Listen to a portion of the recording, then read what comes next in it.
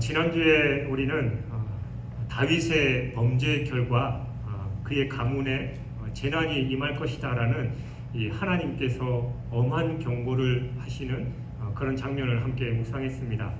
그리고 그 서곡으로서 간음으로 낳았던 다윗의 그 아들이 죽게 되었죠. 그리고 오늘 본문부터 이제 본격적으로 하나님께서 다윗의 집안에 내리시는 그 재앙이 시작됩니다. 그 재난의 첫 번째가 바로 암논의 다말 강간 사건이었습니다. 암논은 다윗이 이스라엘 여인 아히노암에게서 낳은 장남이고, 또 다말은 다윗이 그술왕 달메의 딸인 마아가에게서 낳은 딸이었습니다. 그러니까 이 암논과 다말은 이복 남매 지간이었습니다.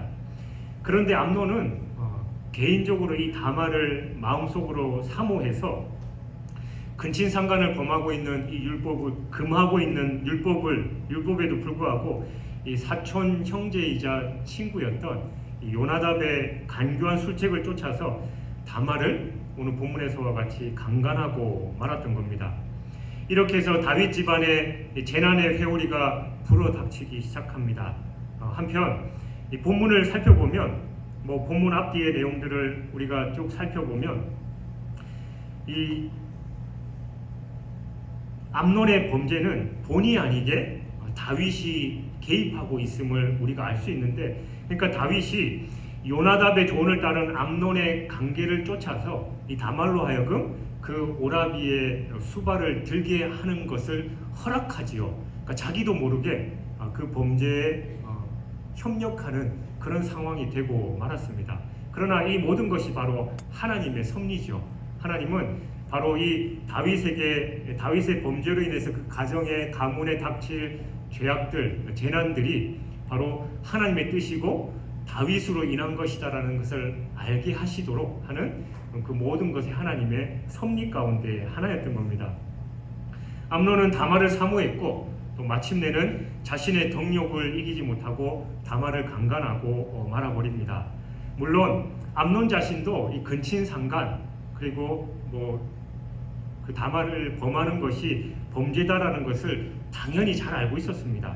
그래서 그는 다말을 사모하면서도 이 어찌할 바를 몰라 하면서 애만 태우고 있었던 것이죠. 그러나 암논은 정욕에 눈이 멀어서 끝내는 간교한 친구의 조언을 쫓아서 다말을 범하고 말았습니다.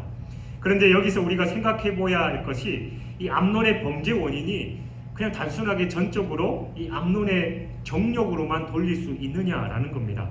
물론 암논의 다말 강간은 암논의 이 정욕에 따른 것이니 분명합니다. 그러나 암논이 범죄한 데는 그 사촌 동생이고 친구였던 요나답의 사악한 조언도 한 몫을 했지요. 그리고 여기에 또 한 가지 암논이 범죄에 이르게 된 단초로서 이 다윗의 축첩을 생각하지 않을 수 없습니다.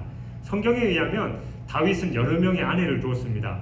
그는 사울의 딸이었던 미갈과 결혼했던 것을 비롯해서 자신이 이 통일 이스라엘의 왕이 되기 전까지만 해도 6명의 아내를 더 취했습니다.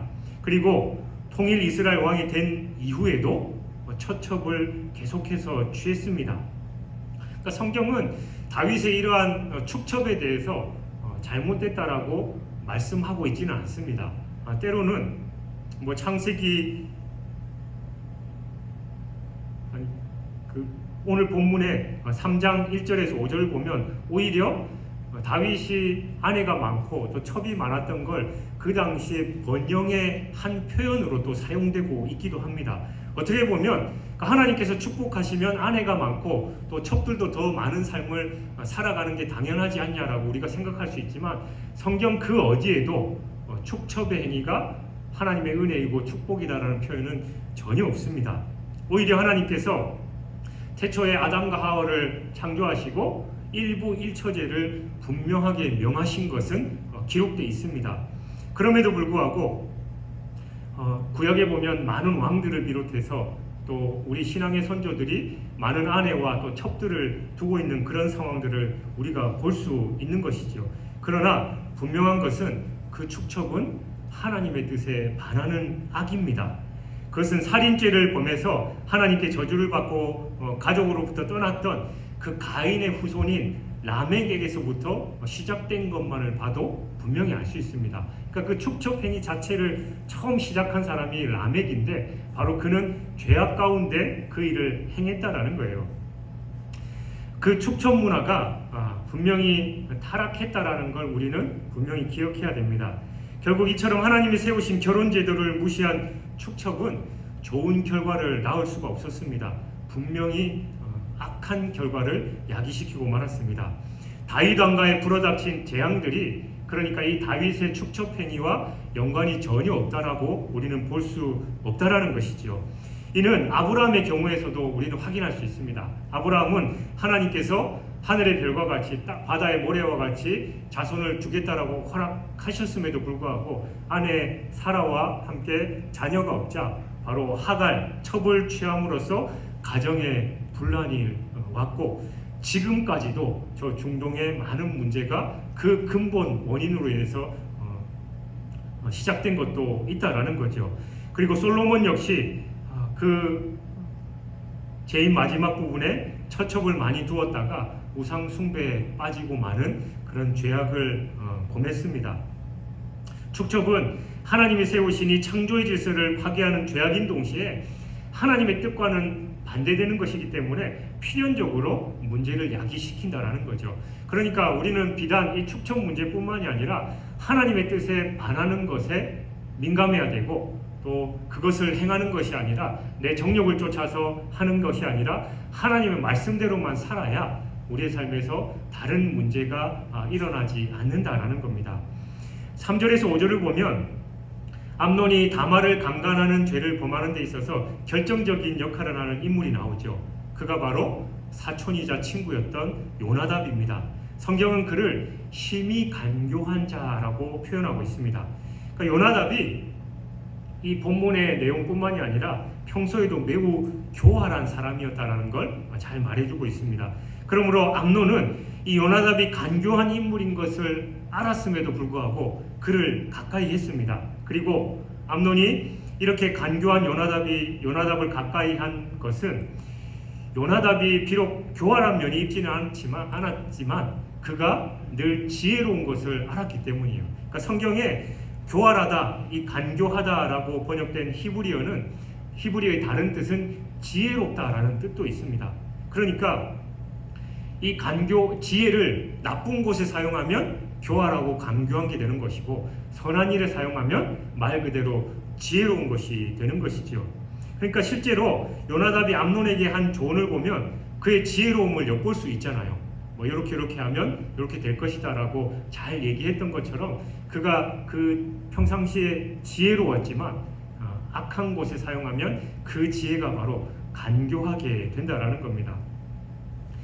사단은 때로는 우리에게 좋은 친구처럼 다가오지만 결국은 우리를 망하게 하는 것이 목적이죠. 그게 바로 사탄의 성품인데 그것이 바로 사악하고 간교한 겁니다. 그래서 우리는 친구를 선별해서 사귀어야 됩니다.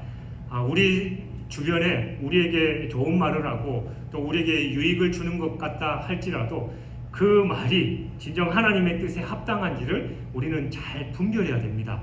내 정욕을 쫓아서 내게 유익만을 쫓다 보면 그 사악하고 간교한 말이 우리의 귀에 들어오게 되고 사탄은 그들을 이용해서 우리를 죄악에 빠지게 하기 때문에 우리는 친구를 선별해서 잘 사귀어야 하고 또 주변에 하나님의 사람들과 좋은 관계를 유지해야 하는 것입니다.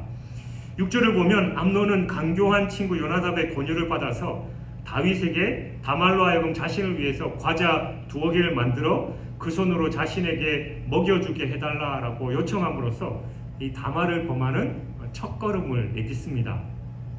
그는 다말을 범해서는 안 된다라는 사실을 잘 알고 있었음에도 불구하고 그의 친구 요나답이 이 하나님의 말씀을 무시하는 조언을 받아들인 것이죠. 즉 그는 정욕으로 말미암아 이 가슴 속에 머물러 있던 죄성이 친구의 권유로 기폭제를 삼아서 터져 나와 버렸고 결국은 단 한 번의 심사숙고도 없이 그 권유를 받아들이고 말았습니다. 그렇다면 왜 암논이 그 쉽게 요나답의 그 말을 잘 받아들였냐? 그는 자신의 판단 기준과 행동이 바로 자신에게 있었기 때문입니다. 사람이 모든 판단과 행동의 기준을 나 자신에게 두면 악한 조언이라도 자신의 유익을 위해서 그것을 받아들이게 되고 또 그 결과 범죄에 이르게 마련입니다. 왜냐하면 우리는 타락한 본성을 지니고 있기 때문에 선악을 제대로 구분할 수도 없고, 설령 선악을 구분한다 하더라도 우리는 연약하기 때문에 늘 악으로 가게 되어 있기 때문입니다. 그러므로 우리는 모든 판단과 행동 기준이 나 자신, 내 생각이 아니라 하나님께 그 기준을 두어야 합니다. 아무리 친하고 가까운 사람의 조언이라 할지라도 그것이 하나님의 말씀에 비추어서 어긋난 것이라면, 설령 내게 유익이 된다 하더라도 그게 하나님의 뜻이 아니면 우리는 과감하게 끊어내 버려야 한다는 거예요. 하나님의 말씀에 의해서 점검되지 않은 악한 충고는 처음에는 탁월하고 묘한 술책으로 생각돼서 그 충고가 악한 것이라 할지라도 악한 것이 감춰질 수 있지만, 최후에는 그 악한 충고는 말 그대로 악한 것이 드러나게 마련입니다.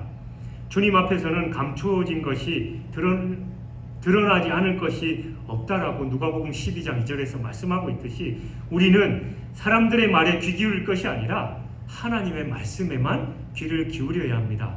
모든 문제의 해결은 인생을 주관하시는 하나님께 있다라는 것을 우리는 명심해야 합니다. 그래서 모든 충고와 조언, 사람들의 말을 그대로 받아들일 게 아니라 바로 이 하나님의 말씀에 비추어서 점검해야 하고, 하나님의 말씀에 합한 것이라면 받아들이되, 이 말씀을 거스르는 것이라면 과감하게 우리는 버려야 합니다. 이렇게 우리가 하나님의 말씀을 모든 판단과 기준으로 삼을 때만 우리는 신앙에 실패하지 않고 바른 길을 갈 수 있는 것입니다. 7절을 보면 이 다윗은 암논이 요나답의 권유대로 병든 채 하면서 누워서 자신에게 요청하는 말을 그대로 수용한 사실을 볼 수 있습니다. 그러니까 다윗은 암논이 아프다라는 사실에만 관심을 가졌을 뿐, 그가 어떤 마음으로 그런 요청을 하는지는 통 알 수 없었던 겁니다. 이 모습을 보면 평상시 다윗이 자기 자녀들에게 영적인 상태를 주의 깊게 살피지 못했다라는 것을 우리는 알 수 있지요. 즉, 다윗은 자녀들이 어떤 사람들과 사귀고 또 어떤 생각을 하고 또 어떤 신앙 상태인지를 평상시에 충분히 돌아보지 못했다라는 겁니다. 암논이 다말을 마음에 품고 있다라는 사실, 그리고 그것으로 인해서 상사병이 났다라는 사실을 알았다면, 또 암논이 요나답과 이 간교한 꾀를 내어서 그것을 한 상황들을 그가 제대로 눈치챌 수 있었다면, 결과적으로 이 본문 뒤에 있는 그 가정에 처참한 상황이 벌어지지 않았을 텐데, 다윗은 평상시에 그 자녀들에게 관심이 별로 없었고 그들의 영적 상태에 대해서 제대로 알지 못했으니까 그 간교하고 악한 계략들도 눈치채지 못하고 오히려 그 요구에 수용함으로 인해서 이 범죄가 일어나는데 일조한 결과를 낳고 말았다라는 겁니다. 여러분, 자녀들의 영적인 상태를 살펴보는 거 부모로서 또 가정의 어른으로서 마땅히 해야 할 일입니다. 하지만 많은 부모들이 이 자녀들의 영적 상태를 살피지 못하고 결국은 자녀들로 하여금 하나님을 거슬려서 죄를 범하게 만들어 버립니다. 엘리 제사장이 그 대표적인 예지요. 그는 성전에 거하며 하나님의 제사장으로서 하나님의 예배 제사를 섬기는 자였습니다. 그럼에도 불구하고 그는 자신의 자녀들의 영적 상태에 대해서는 무관심하고 말았습니다. 그래서 그 자녀들이 하나님께 드리는 제사를 멸시하고 심지어는 재물을 가로채고 성문에서 수종드는 여인들과 동침하는 죄악에 빠졌음에도 불구하고 그들의 영적인 필적의 상태를 알지 못했다라는 거예요. 또 나중에 그 사실을 알았을 때도 그냥 주의만 줬을 뿐 아무 징계도 하지 않았습니다. 이러한 사실은 엘리가 그의 자녀들의 영적 상태에 대해서 얼마나 무관심한가를 여실히 보여주고 있습니다. 결국 그는 이러한 무관심으로 인해서 그 자녀들을 파멸에 이르게 하는 것은 물론이거니와 자신도 생을 아름답게 마감하지 못했고 결국은 그 가문은 파멸의 지경에 이르게 되고 말았습니다. 이에 비하면 이삭의 아내였던 리브가는 자신들의 자녀들의 영적인 상태에서 민감하게 반응했습니다. 물론 그녀는 쌍둥이 아들 중에 야곱을 좀 더 편애하기는 했지만 이 장자권을 빼앗겨서 분노하고 그 동생 야곱을 죽이려고 했던 그 에서의 상태나 그 상황들을 잘 알았기 때문에 리브가가 야곱을 삼촌의 집으로 피신시켜서 그 형제간에 그 사륙을 막는 그런 일을 하고 했던 것입니다. 여러분, 부모는 자녀의 육신의 필요를 채워주는 것으로 모든 것을 다 했다라고 생각해서는 안 됩니다. 사람은 영과 육을 함께 가진 존재입니다. 그리고 무엇보다도 영적 상태에 따라서 그 사람의 인생이 좌우됩니다. 그래서 우리는 그 자녀들의 모든 필요, 특별히 영적인 상태를 잘 파악하고 그가 하나님 앞에서 바로 선 신앙인으로서 바른 길을 가도록 그들을 잘 도와주고 힘을 써줘야 된다라는 것이죠. 부모의 의무가 바로 그것입니다. 8절에서 14절은 다말이 과자를 만들고 과자를 암논에게 주려고 하자 암논이 다말을 강제로 동침하는 그런 장면이 기록되어 있습니다. 다말은 암논이 다윗에게 요청한 대로 암논이 보는 앞에서 음식을 만들었습니다. 그동안 이 먼 발치에서라도 제대로 보지 못했던 다말이 눈앞에서 자신을 위해서 음식을 만들고 있는 그 모습을 보는 동안 암논의 마음속에서는 더더욱 그 다말을 범해하겠다라는 죄악의 마음들이 더 커졌습니다. 즉 암논의 정욕은 다말을 가까이에서 봄으로써 말미암아 더더욱 끌어올랐던 것입니다. 이와 같이 죄는 보는 것으로 시작되는 경우가 많습니다. 즉 이 안목의 정욕의 지배를 받을 때 우리는 죄악에 쉽게 넘어가 버립니다. 그래서 성경에는 그런 이야기들이 참 많이 있는데 그 대표적인 범죄가 바로 하와의 범죄지요. 하와는 선악과를 따먹으라는 이 뱀의 유혹을 들었을 때 처음에는 경계했습니다. 그러나 직접 그 선악과를 보자마자 그게 눈에 보이게 먹음직도 하고 보암직도 하고 지혜롭게 할 만큼 탐스럽기도 해서 결국은 따먹는 죄악을 범했습니다. 즉 하와는 안목의 정욕으로 말미암아 죄를 범했던 것이지요. 그리고 여호수아서에 기록되어 있는 아간 역시 여리고성에서 노획한 물건들 가운데 이 시날산의 아름다운 외투 한 벌과 은 200세겔 그리고 50세겔 중에 금덩이를 보고 탐내어서 취하고 말았습니다. 결국 그도 안목의 정욕으로 말미암아 죄에 정복당하고 말았던 것이죠. 그리고 오늘 본문에 기록된 이 다윗 가문의 죄악의 시초였던 다윗 역시 그가 낮잠을 자고 한가하게 왕궁의 뜰을 거닐다가 목욕하고 있는 밧세바를 보자 그녀를 범하고 죄악을 행했던 것입니다. 바로 이 육신의 정욕, 바로 안목의 정욕으로 말미암아 그 모든 죄악들이 시작된 것이지요. 여러분, 이 세상에는 우리를 안목의 정욕으로 이끄는 요소들이 너무 많습니다. 오늘날 여러분 스마트폰만 해도 눈에 보이기에 좋아 보이는 것들이 너무 많고 또 세상에 휘황찬란한 것들이 우리를 유혹하고 있습니다. 그러므로 우리는 이 보는 것에 각별하게 조심해야 됩니다. 우리 안목의 정욕을 자극하는 것들을 우리가 잘 분별해서 봐야 한다는 것이죠. 물론 우리가 눈을 뜨고 있는 이상 우리의 안목의 정욕을 자극하는 것을 전혀 보지 않을 수는 없습니다. 그러므로 우리는 우리의 안목의 정욕을 자극하는 것들을 볼 때 거기에 주목하지 말고 얼른 눈을 돌려야 합니다. 그리고 하나님과 그 말씀에 우리 시선을 고정해야 합니다. 그럴 때 우리는 암몬과 같은 잘못을 범하지 않게 될 수 있다는 것이에요. 요셉이 보디발의 아내가 자신을 유혹할 때 그 자리를 얼른 피해버렸던 것처럼 우리도 안목의 정욕 또 육신의 정욕이 우리를 유혹할 때 그 자리를 얼른 벗어나야만 죄에 빠지지 않을 수 있다는 겁니다. 구절을 보면 암논이 다말이 과자를 만들어서 그 앞에 갖다 놓아 먹기를 싫어하고 또 다른 사람들에게 자기 방에서 나가도록 지시했습니다. 이건 이 다말을 범하기 위해서 본격적인 채비를 한 거죠. 그녀를 범하려면 주위에 다른 사람이 있으면 불편하니까 얼른 다 나가라라고 단 둘만 있는 상황을 만들어 버린 겁니다. 여러분, 이처럼 죄악은 항상 은밀하게 벌어집니다. 그래서 보통 우리가 혼자 있을 때 나는 어떤 사람인가에 따라서 그 사람의 본질이 나타난다라고 하잖아요. 물론 하나님, 코람데오 하나님, 또 임마누엘 하나님께서 우리와 늘 함께 하시고 우리를 지켜보고 계시지만 우리가 그 생각에서 벗어나고 내 정욕에만 빠져 있을 때 우리는 은밀하게 그 죄를 범하게 되는 겁니다. 그래서 우리는 나 혼자 있는 시간, 또 나 혼자 죄악과 가까이 있는 시간을 떠나서 늘 오픈되어 있는 그런 상황을 만들어야 죄악에 더더욱 노출되지 않는다라는 겁니다. 다말이 완강히 거부하면서 암논의 행위가 죄악된 것임을 거듭해서 강조하고 저지하려고 했지만 아무 소용이 없었습니다. 암논은 이미 제정신이 아니었고 또 다말보다 완력이 훨씬 강했습니다.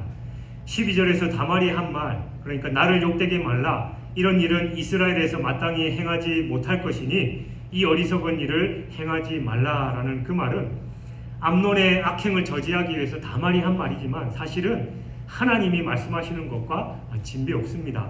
왜냐하면 다말의 말은 하나님의 말씀에 근거한 것이기 때문입니다.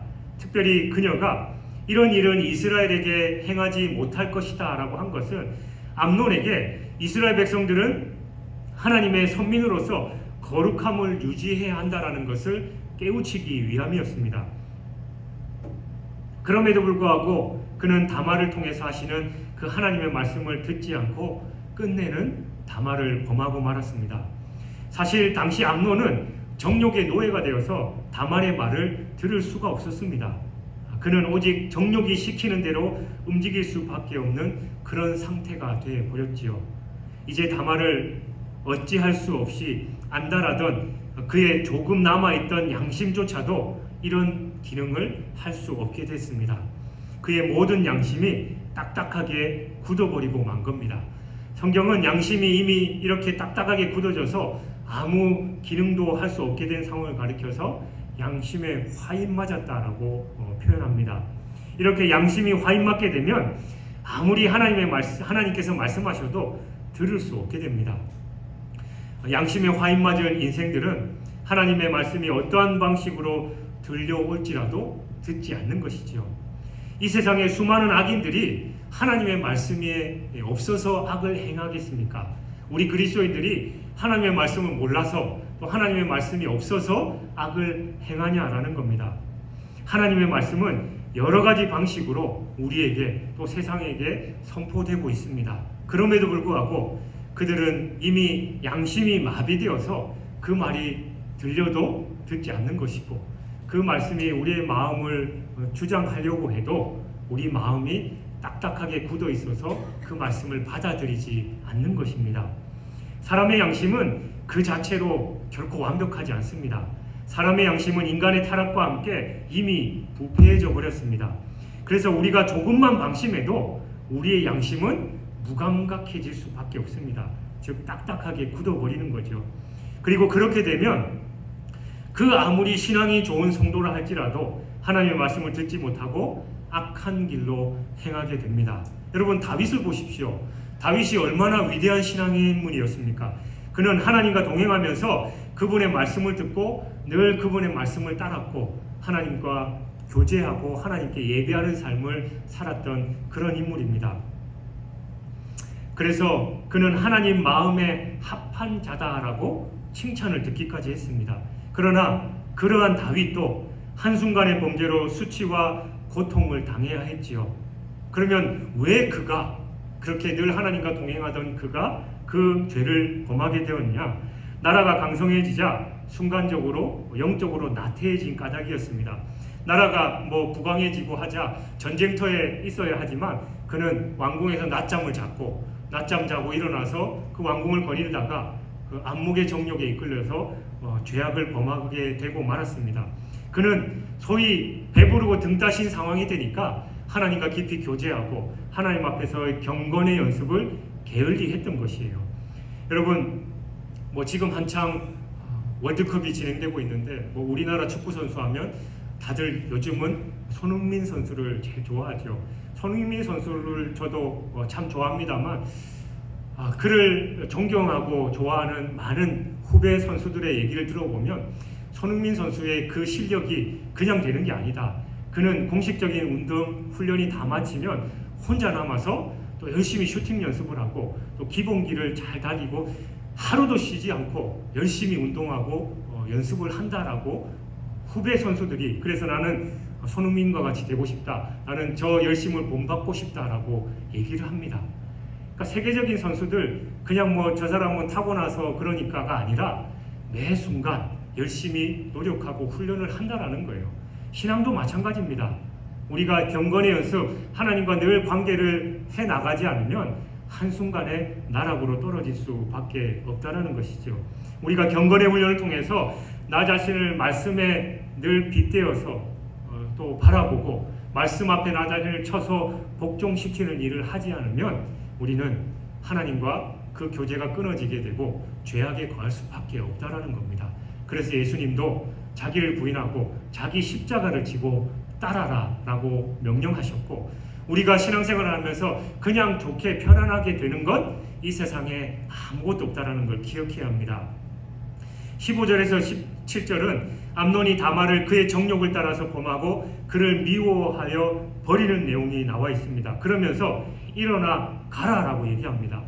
그토록 다말을 사모하고 애달아 하던 암논의 모습이 완전 180도로 바뀌었습니다. 그러니까 육신의 정욕을 채우고 나니까 이제 꼴 보기 싫으니까 나가라는 거예요. 그러니까 이 모습을 바라보면 암논은 진정으로 다말을 사랑했던 게 아니죠. 그냥 단순하게 자신의 정욕을 채우기 위한 대상으로밖에 보지 않았다라는 겁니다.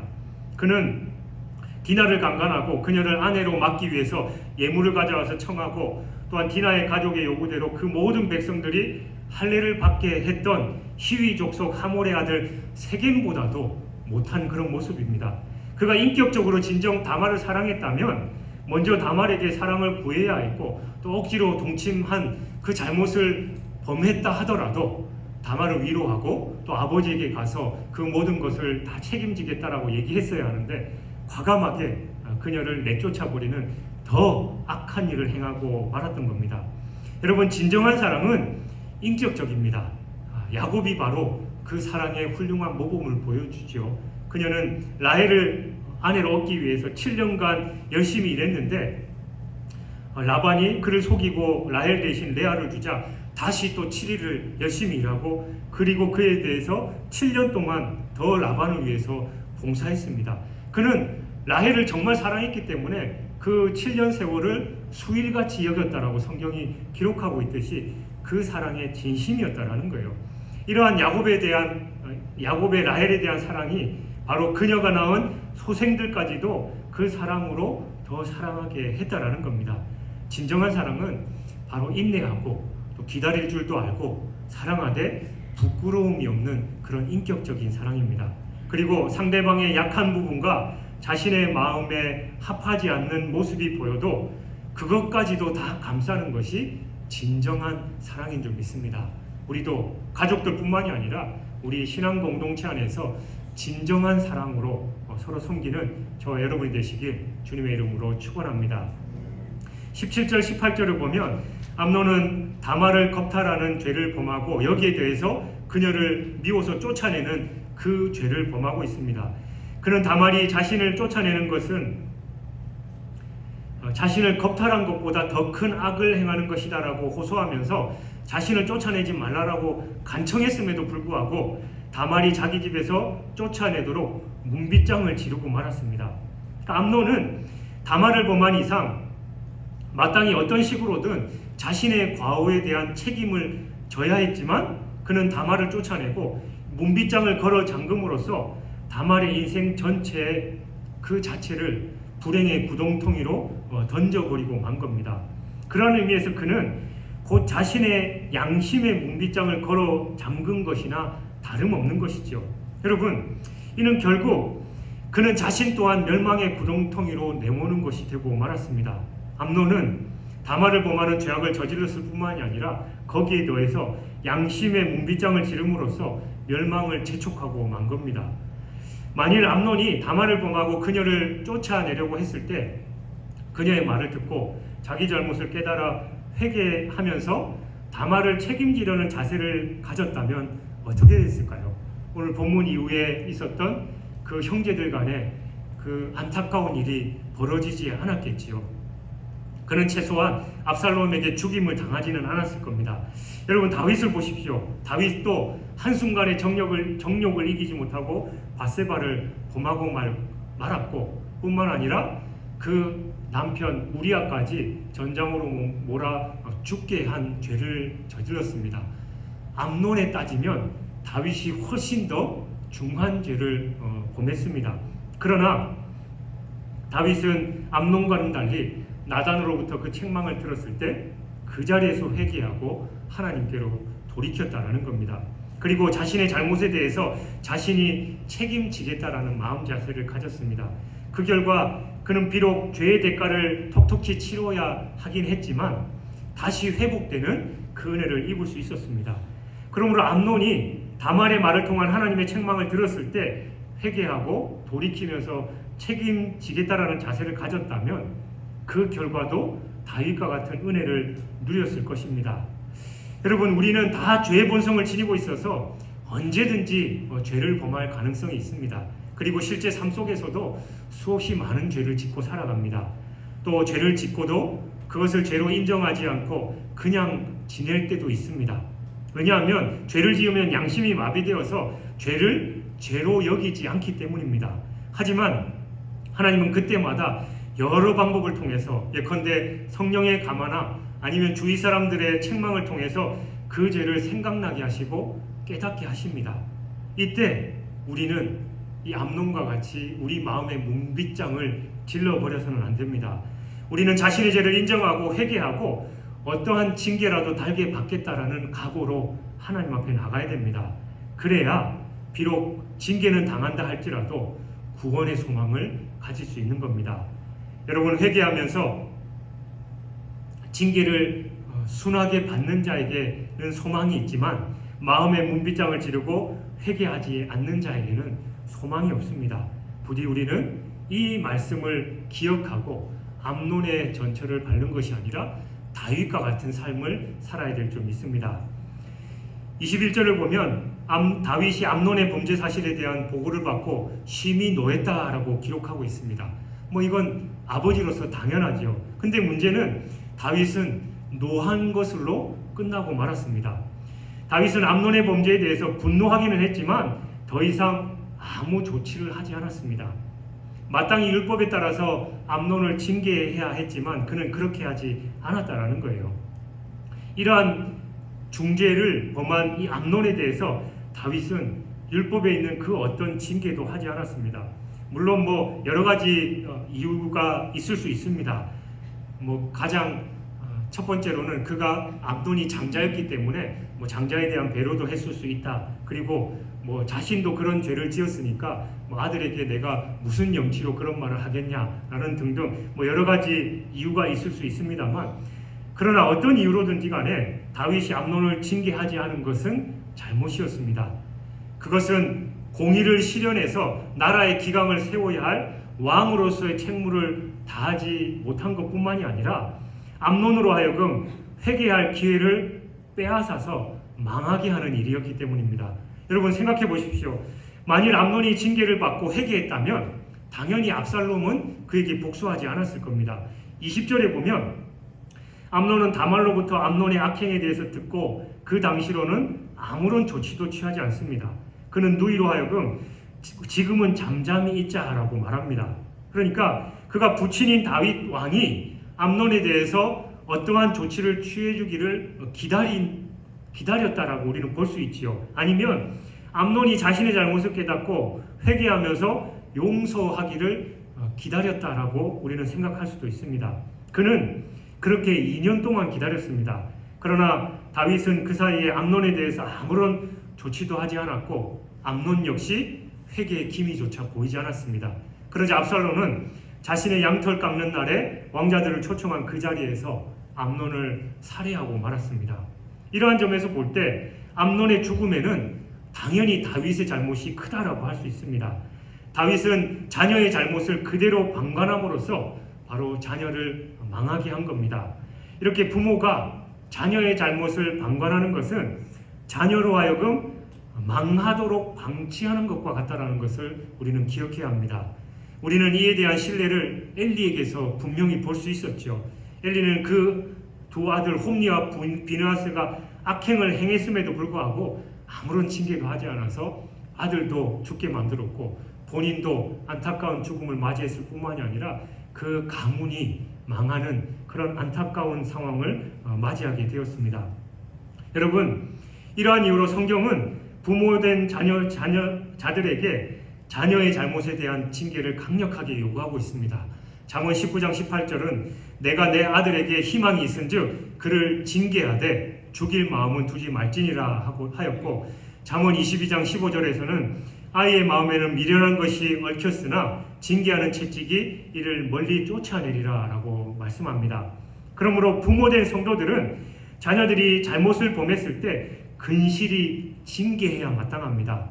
오늘날 우리 성도들 중에는 자녀 1명, 2명이라서 그냥 애태하면서 무분별한 사람으로 자녀가 잘못해도 그냥 내버려 두는 경우가 많습니다. 그래서 아이들이 버릇없이 자라고 또 잘못을 범해도 그게 잘못인지 모르는 상황에서 자라날 때가 많습니다. 그러나 여러분, 자녀들이 정말 큰 잘못을 범해서 그것으로 멸망에 이르게 된 뒤에 후에도 아무 소용이 없습니다. 그러므로 부모는 자녀가 잘못을 범하면 그 징계를 하기를 마다하지 말아야 합니다.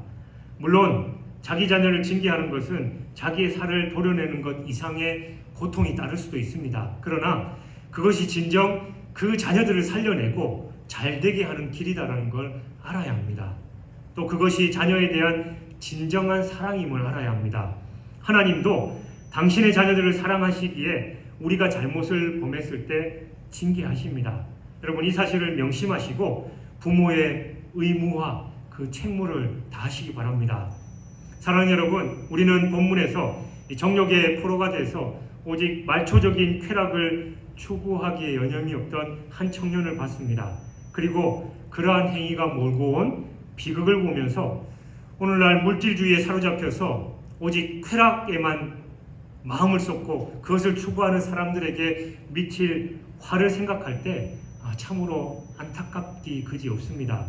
물론 육신의 쾌락은 잠깐의 만족을 주기도 합니다. 그러나 시간이 지나면 그것은 인생으로 허무감만 느끼게 할 뿐입니다.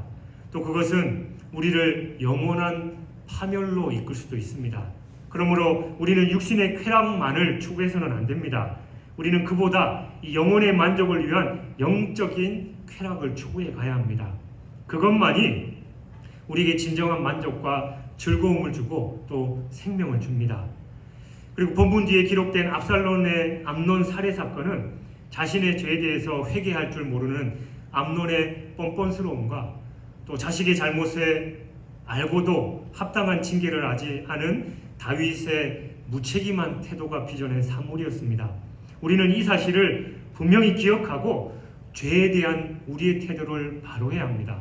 죄악 앞에서 우리가 눈에 보이는 그 육신의 정욕을 쫓아 행하는 것이 아니라 또 은밀한 곳에서 우리의 죄악을 키워가는 것이 아니라 늘 하나님과 동행하면서 하나님 앞에 거해야 하고, 또 연약해서 죄악을 범했을 때도 우리의 마음의 문빗장을 찔러버리는 것이 아니라 다윗과 같이 회개하고 자신의 모든 것을 내려놓을 때 하나님의 은혜를 덧입는다 사실을 기억해야 합니다. 뿐만 아니라 우리의 자녀들이 또 우리의 가까운 사람들이 죄악의 길에 갈 때 그들이 죄악의 길에 영원히 행함으로 말미암아 멸망당하는 일이 없도록 그들에게 하나님의 사랑으로서 징계하고 또 권면함으로 그들이 하나님께로 돌아올 수 있도록 해야 한다는 것이지요. 여러분, 오늘의 그 말씀을 잘 생각하시면서 하나님 앞에서 죄악에서 우리가 하나님과 동행함으로 바로 서고 또 우리의 사람들, 우리 사랑하는 이들이 죄악에서 빠지지 않도록 잘 권면하는 저와 여러분의 삶이 되시길 주님의 이름으로 축원합니다.